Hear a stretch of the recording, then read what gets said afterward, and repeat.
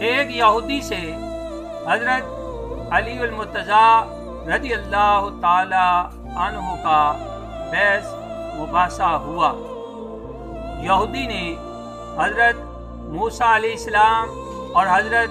داؤد علیہ السلام کے فضائل بیان کیے، تو حضرت علی نے اس کے مقابلے میں حضور نبی اکرم صلی اللہ تعالیٰ علیہ وآلہ وسلم کے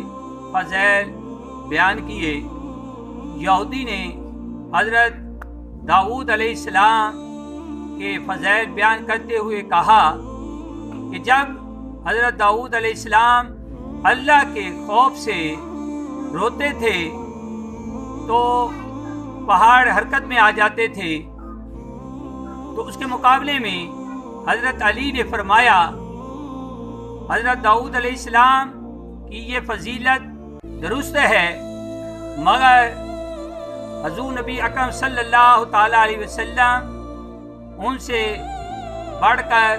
اور افضل کام کر دکھایا کہ جب ہم حضور نبی کریم صلی اللہ تعالیٰ علیہ وسلم کے ساتھ ہیرا پہاڑ پر تھے تو پہاڑ نے ہلنا شروع کر دیا،